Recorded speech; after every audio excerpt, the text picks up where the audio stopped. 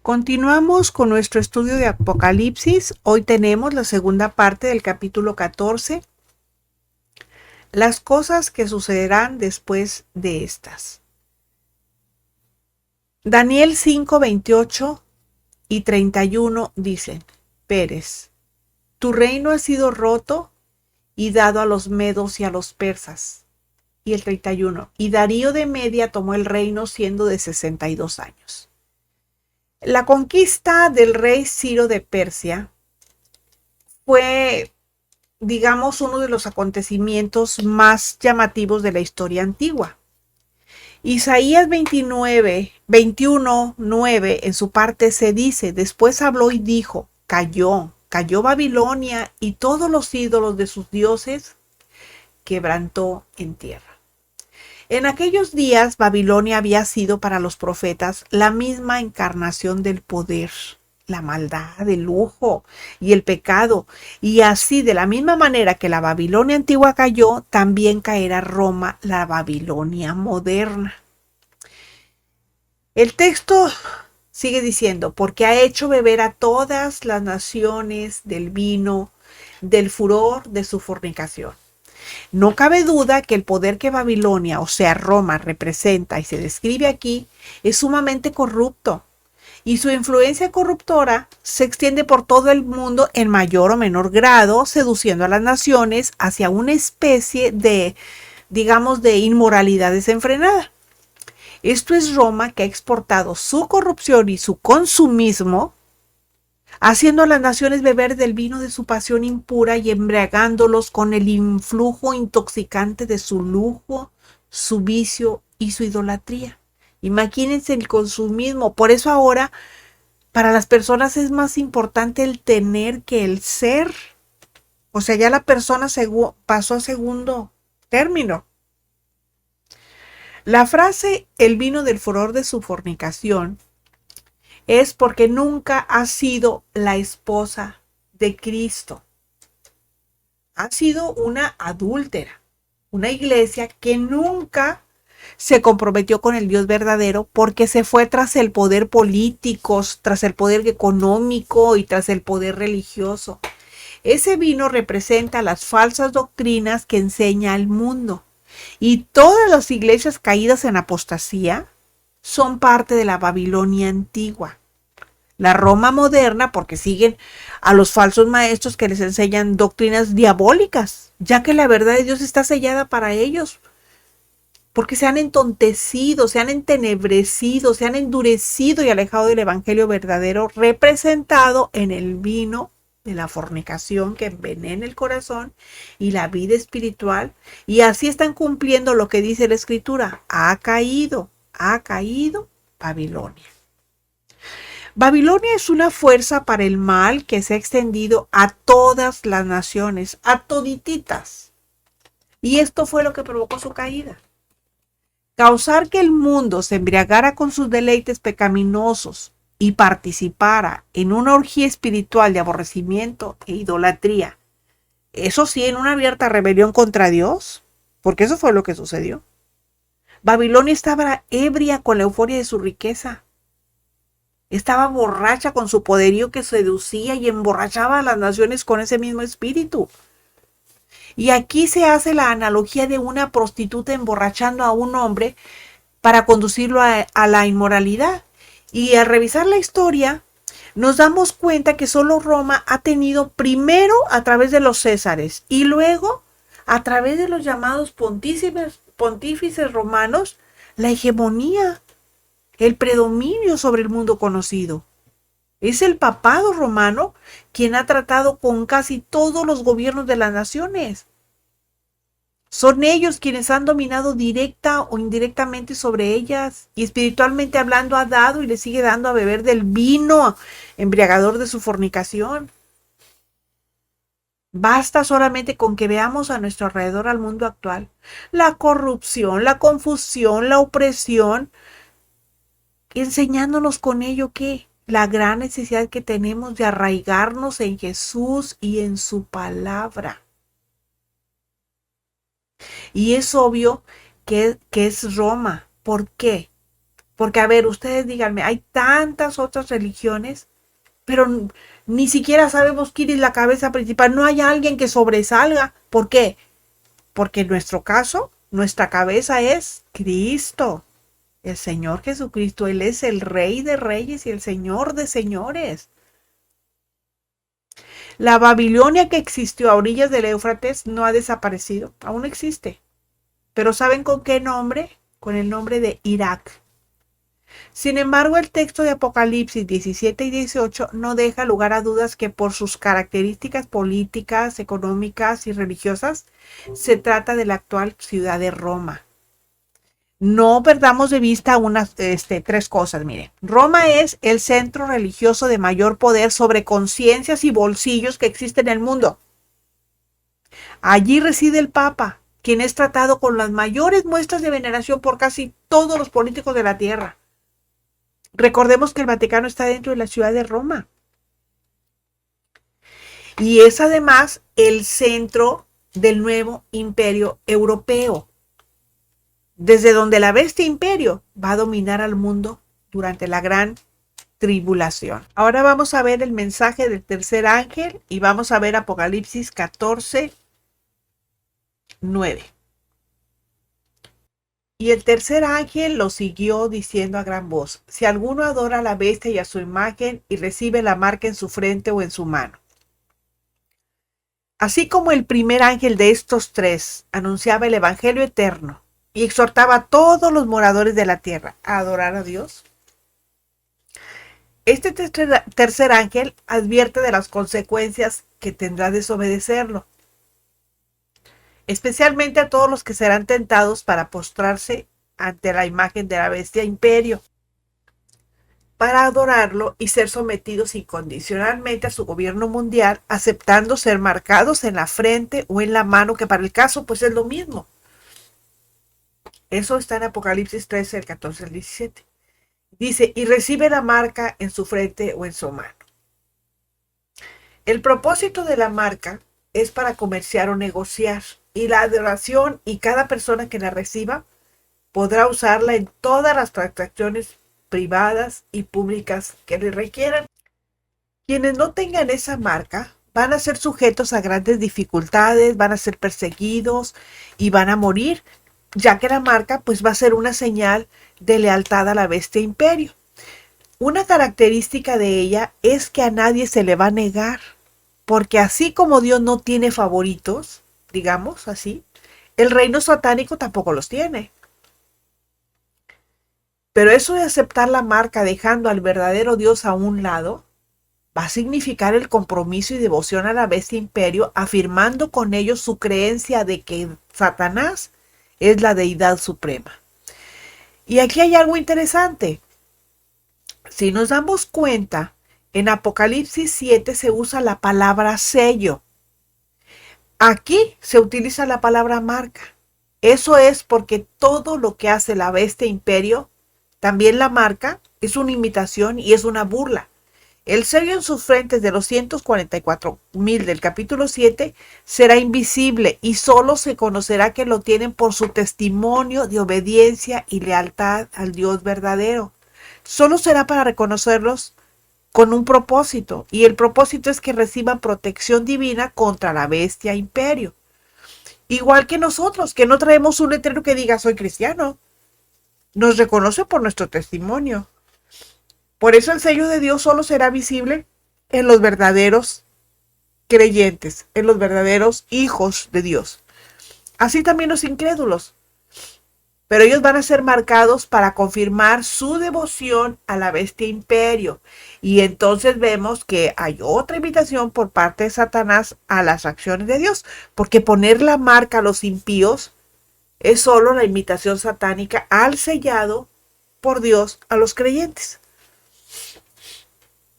Apocalipsis 24 dice, y vi tronos, y se sentaron sobre ellos los que recibieron facultad de juzgar. Y vi las almas de los decapitados por causa del testimonio de Jesús y por la palabra de Dios, los que no habían adorado a la bestia ni a su imagen, y que no recibieron la marca en sus frentes ni en sus manos, y vivieron y reinaron con Cristo 1000 años. Todo el que reciba la marca va a recibir el símbolo visible del inmenso poder, autoridad y control mundial de la bestia imperio. Y de acuerdo con este pasaje, va a haber miles de personas que se van a negar a recibirla. Y el resultado va a ser que serán decapitados. Estos mártires de la gran tribulación van a ser resucitados en la segunda venida de Cristo al final de la gran tribulación y van a ser resucitados para reinar con Él durante el milenio. Apocalipsis 14:10 dice: Él también beberá del vino de la ira de Dios, que ha sido vaciado puro en el cáliz de su ira, y será atormentado con fuego y azufre delante de los santos ángeles y del Cordero. El castigo será beber el vino de la ira de Dios, que no está rebajado. Como tampoco está rebajado, pero sí adulterado, el vino que la gran ramera Babilonia la Grande, la religión pseudocristiana que viene de Roma y que sutilmente hace beber a todas las naciones para nublar la mente de las gentes hasta llevarlas a los pies de la bestia imperio. El vino en el cáliz, o sea, en la copa, porque cáliz es una copa, está asociado con la ira apasionada, dispuesta y previamente establecida. La ira de Dios estalla, digamos, explota ya, ¿verdad?, contra el pecador. Esa es su disposición establecida en contra del pecado y la injusticia. El vino sin diluir de la ira de Dios va a ser el vino que todo aquel que se una a la bestia imperio beberá, como el castigo que Dios les enviará en su justa ira, porque Dios es justo para irarse. Y dice el texto: y será atormentado con fuego y azufre delante de los santos ángeles y del Cordero. Ya comentábamos en el capítulo 13 acerca del poder de la bestia imperio y de la marca que tratará de imponer a las personas. Ahora vemos que hay una seria advertencia a quienes fallen en este tiempo de prueba. Hacer esa advertencia significa mucho, porque de todas las condenaciones, según la Biblia, la condenación de los incrédulos que rechazan a Dios es la más terrible de todas. La Biblia advierte con toda claridad que alejarse de Él es acercarse a la idolatría y a la inmoralidad que provoca la ira divina y el castigo de Dios, abandonando para que sean guiados y gobernados por una mente depravada, con pasiones degradantes a quienes lo rechazan y refrenan la verdad. Básicamente, se aleja y deja que su pecado los controle. Y eso lo podemos ver en Romanos 1 del 18 al 32. Ustedes pueden tomar su Biblia y leerlo, es un pasaje muy largo. Miren, para ellos haber rechazado el Evangelio eterno será como un fuego salvaje que quema todo a su paso. Y quien conscientemente lo rechaza es consumido por sus propias mentiras. Así serán destruidos los malvados en la presencia de los santos ángeles y del Cordero. Ahora, el fuego y azufre. En las Escrituras se asocian con el tormento del castigo divino, y aquí se hace referencia al infierno, que es el lago de fuego. Hebreos 10, 26 al 29 dice: porque si pecaremos voluntariamente después de haber recibido el conocimiento de la verdad, ya no queda más sacrificio por los pecados, sino una horrenda expectación de juicio y de hervor de fuego que ha de devorar a los adversarios. El que viola la ley de Moisés por el testimonio de 2 o 3 testigos muere irremisiblemente. ¿Cuánto mayor castigo pensáis que merecerá el que pisoteare al Hijo de Dios y tuviere por inmunda la sangre del pacto en la cual fue santificado e hiciere afrenta al Espíritu de gracia? Apocalipsis 14:11. Y el humo de su tormento sube por los siglos de los siglos, y no tienen reposo de día ni de noche los que adoran a la bestia y a su imagen, ni nadie que reciba la marca de su nombre. Este pasaje enseña varias verdades importantes sobre el infierno y el destino eterno de los condenados. El tormento, que es eterno, porque va a ser eterno, tiene efecto en un lugar muy concreto. ¿Cuál es ese lugar concreto? El lago que arde con fuego y azufre. Apocalipsis 20:10 dice, y el diablo que los engañaba fue lanzado en el lago de fuego y azufre, donde estaban la bestia y el falso profeta, y serán atormentados de día y de noche por los siglos de los siglos. Y luego dice, y el humo de su tormento sube por los siglos. Con esta expresión se refuerza el carácter de eterno y continuo que sufrirá quienes no se arrepintieron. Sin duda lo más duro de su castigo será la duración eterna y la imposibilidad de apelación. Aquí claramente se declara que su tormento será por la eternidad, será por los siglos de los siglos. Así dice el texto. Y también dice que no tienen reposo ni de día ni de noche, los que adoran a la bestia y a su imagen. Quienes den la espalda a Dios acogiéndose a la bestia imperio, al hombre de pecado y reciban su marca, que se dejen marcar, van a tener que sufrir la ira de Dios en el infierno por toda la eternidad. No podrán tener reposo ni de día ni de noche. Tampoco podrán dormir ni morir. Tampoco habrá tregua para su tormento. Lo que sí va a haber es una incesante agonía. Su condenación no va a tener alivio jamás. Y el sufrimiento va a ser constante y les va a ser producido al estarse quemando sin llegar a morir, porque no van a morir, sino nomás se van a estar quemando. Será atroz, imagínense, porque no hay más muerte después de la muerte. Van a estar vivos, van a estar condenados a vivir en tormento continuo, porque la condenación eterna es más real de lo que nos podemos imaginar. Así que todo aquel que rechace el evangelio eterno no tendrá reposo jamás. También dice que ni nadie que reciba la marca de su nombre. Así termina ese texto. Bueno, la mayoría de las personas hoy en día creen que su vida termina cuando mueren y que después ya no hay nada. Pero eso no es verdad, eso no dice la Biblia. Si hay una existencia después del corto paseo por esta tierra, no habrá excepción de persona alguna. En cuanto a lugares, me refiero en cuanto a lugares donde tendrán que vivir eternamente. La Biblia dice y enseña que quienes reciban el evangelio eterno estarán con él en gloria por toda la eternidad. Y los que lo rechazan van a recibir el mismo castigo que recibirán el diablo y sus demonios, a los cuales siguieron en su rebelión, y será también por toda la eternidad, tal como lo dice Apocalipsis 20:10, que dice que el diablo que los engañaba fue lanzado en el lago de fuego y azufre, donde estaba la bestia y el falso profeta, y van a ser atormentados día y noche por los siglos de los siglos. Así que todo aquel que adore a la bestia y acepte que se le ponga la marca, pues va a recibir el justo castigo de Dios. Bueno, ahora vamos a ver los santos y los mártires de la gran tribulación. Apocalipsis 14:12 dice, aquí está la paciencia de los santos, los que guardan los mandamientos de Dios y la fe de Jesús. No dice la fe en Jesús, dice la fe de Jesús.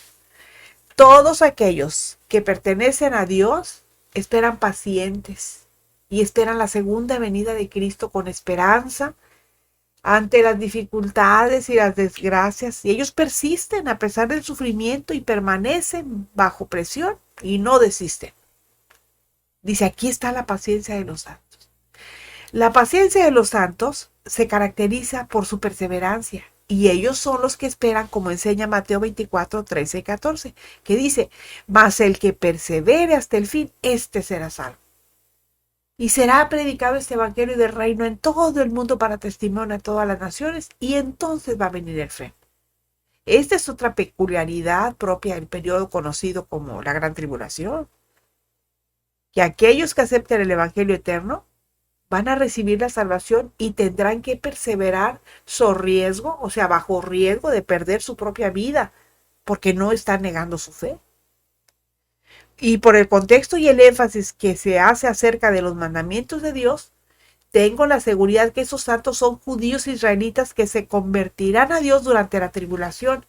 Y como su vida está siendo amenazada, están bajo una intensa presión que necesitan capacidad para resistir, porque los poderes del mal proclaman un mensaje falso. Con eso están tratando de desviar al pueblo para que adoren la imagen de la bestia. pero ellos han resistido, han confiado en la liberación del Señor. Su resistencia se basa en su compromiso de ser fieles a Dios y su profunda convicción de que Él los hará libres. Ellos están teniendo la fe de Jesús, están guardando la fe de Jesús. En ese tiempo de dolor y sufrimiento, van a ser odiados y algunos hasta muertos. Van a ser traicionados por sus compatriotas, o sea, por otros israelitas, ¿verdad? Van a ser engañados por falsos profetas, van a experimentar desenfreno moral, no tendrán afecto natural, pero el que persevere hasta el fin, dice el texto, será quien sobreviva. Y va a ser librado de sus enemigos que lo odian. Esa es la paciencia de los santos que soportan estoicamente y permanecen firmes aún en circunstancias difíciles. Y luego sigue diciendo el texto, los que guardan los mandamientos de Dios. Esos van a ser perseguidos. Aquellos que obedecen los mandamientos de Dios y practican la verdad, haciendo lo que Dios les pide y viviendo en armonía con Él. Esos van a ser perseguidos. Son aquellos que no solo creyeron, son los que actúan en congruencia con lo que creen y han sido salvos de la condenación del pecado. Ya no viven para adorarse a sí mismos, ahora adoran a Dios que los salvó. Y a pesar de ver el progreso de los malos, permanecen obedientes. Sin embargo, miren, ese progreso es efímero y la condenación verdadera y eterna les va a llegar a los rebeldes impíos en su momento. Eso nos debe dar esperanza a nosotros también de tanta maldad que vemos en el mundo, que no nos desesperemos porque va a llegar su momento de ellos. Pero miren, quienes perseveren a pesar de las dificultades y sufrimientos que les han venido, esos son verdaderamente salvos y libres de condenación. Ahora, dice el texto, y la fe de Jesús. Esos que guardan la fe han creído, han echado raíces al ver la actitud que tuvo Jesús para creer en su Padre Dios. Tener la fe de Jesús les permite recordar las dificultades y posibilidades que Él tuvo al creer en su Padre y que con su ejemplo les ha enseñado por qué y cómo ellos también han de creer. Jesús siempre demostró una fe profunda en la voluntad soberana del Padre Celestial. De hecho, Él tuvo que reconocer que por causa de la dureza del corazón de sus oyentes, el reino de Dios que vino a la tierra no iba a ser reconocido. Pero no claudicó en cumplir con su ministerio hasta decir en Juan 19:30, consumado es. Los que guardan la fe de Jesús edificaron su vida en la fe que les anima. Ellos creen con fe ilimitada y la fuerza con la que actúan es la fuerza de Dios que anida en ellos, que tienen esa fe, la fe de Jesús. Por eso no es lo mismo decir, tengo fe en Jesús, que tengo la fe de Jesús. La actitud que en la Biblia se llama fe es la actitud que define lo más íntimo, lo más personal de alguien que se entrega incondicionalmente al Padre Dios y acepta sus planes, siguiendo el ejemplo de la fe de Jesús con absoluta docilidad, confianza y abandono aún en los momentos de mayor oscuridad, como los que seguramente pasarán en aquel tiempo que está por venir a la humanidad perdida. Pero aquí ya el Señor nada más está trabajando con los israelitas, con los judíos, ya los gentiles, eso ya se les acabó su tiempo. Si no reciben a Cristo antes de que el Señor venga por la iglesia, se acabó. Se acabó. Como dice en las caricaturas.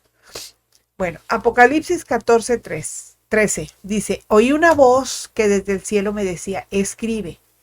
Bienaventurados de aquí en adelante los muertos que mueren en el Señor. Sí, dice el Espíritu, descansarán de sus trabajos porque sus obras con ellos siguen.